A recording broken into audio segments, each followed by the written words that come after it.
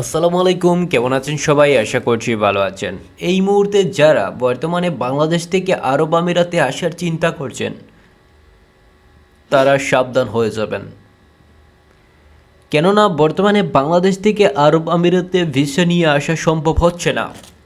এখন অনেকেই আমাদেরকে কমেন্ট বক্সে কমেন্ট করবেন, অনেকেই আমাদেরকে গালি দিবেন, বলবেন ভাই আপনি প্রতিদিন একই নিউজ বারবার কেন আপলোড দেন, বারবার কেন একই নিউজ বলেন।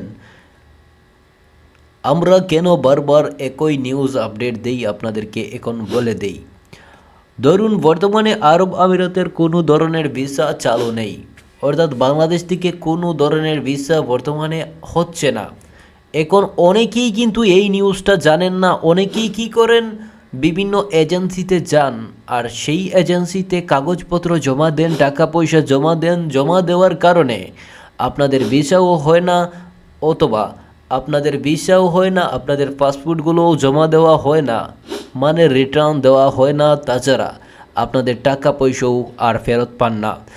আপনাদেরকে আরব আমিরাতে নিয়ে যাওয়ার কথা বলে আপনাদের কাছ থেকে টাকা হাতিয়ে নেওয়া হয়। আর এর কারণে কিন্তু যারা জানেন না তাদের জন্য আমরা প্রতিনিয়ত ভিডিও আপলোড দিয়ে যাব।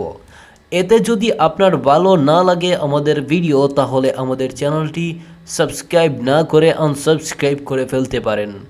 আর হ্যাঁ, আমরা সব সময় সত্য কথা বলার চেষ্টা করি, আর যার কারণে আপনারা অনেকেই আমাদেরকে লাইক করেন, অনেকেই সাবস্ক্রাইব করেন। বিশেষ করে এই মুহূর্তে আরব আমিরাতে ভিজিট ভিসা চালু নেই, তবে ভিজিট ভিসা কিভাবে চালু আছে, কিভাবে আপনারা যেতে পারবেন সেটা হয়তো ইতিমধ্যে আমাদের চ্যানেলে পেয়ে যাবেন। আমাদের অন্য চ্যানেলেও ভিডিও আপলোড দেওয়া হচ্ছে নিয়মিত।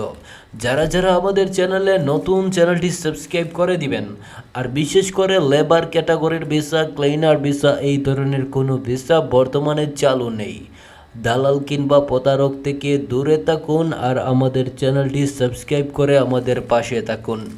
ধন্যবাদ সবাইকে।